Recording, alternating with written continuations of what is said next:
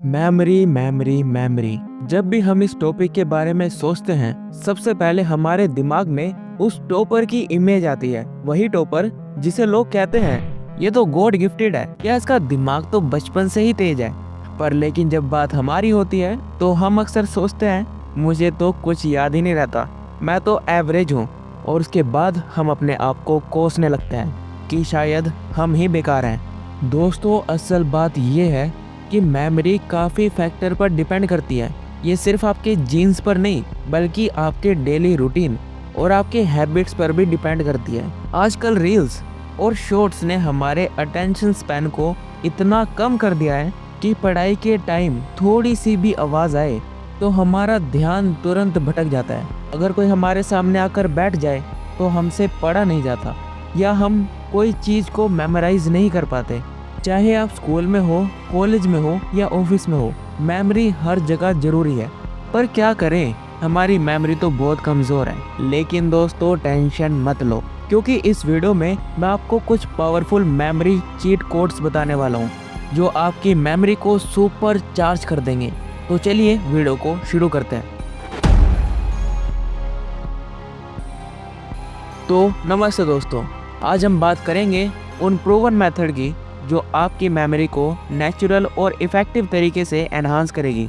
देखो, memory improve करने के दो तरीके हो सकते हैं, एक एक्सरसाइज और दूसरा हैबिट्स। और हम इन दोनों को अलग अलग पार्ट में डिवाइड कर कर समझेंगे।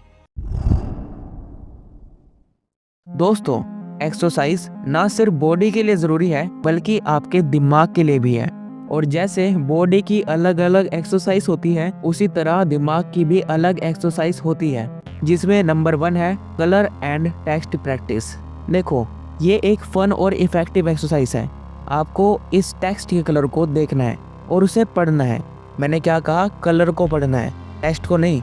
ये आपके ब्रेन की प्रोसेसिंग स्पीड को और फोकस को शार्प बनाता है। और अब आप इसे प्रैक्टिस कर सकते हो।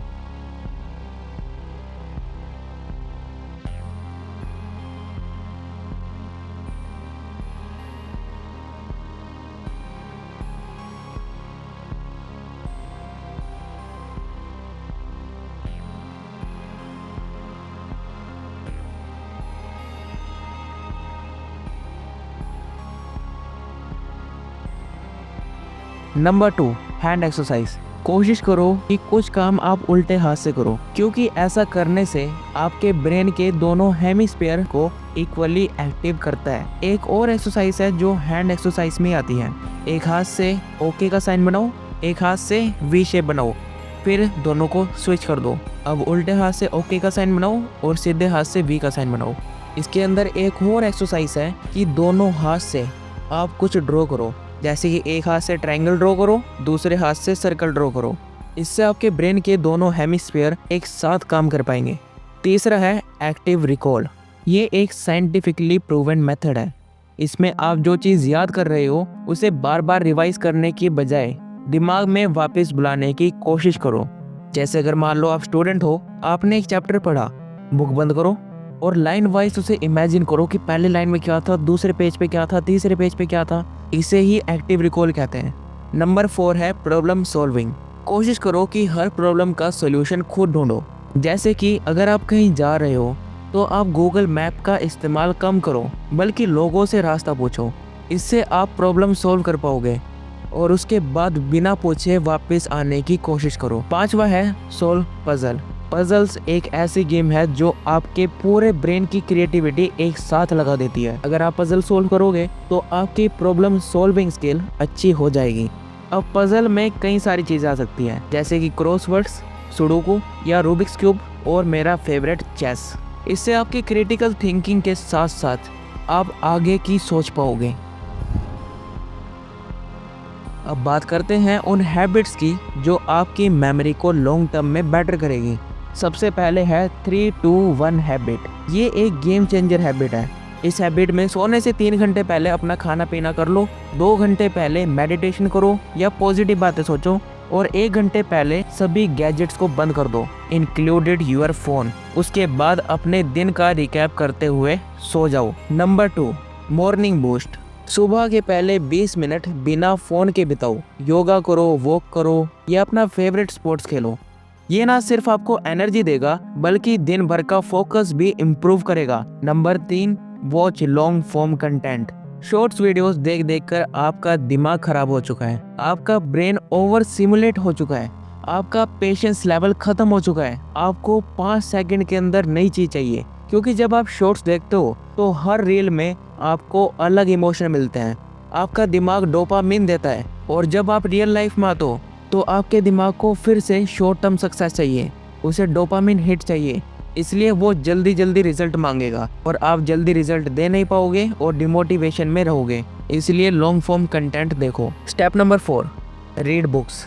बुक्स पढ़ना आपकी मेमोरी के लिए एक टॉनिक का काम करता है।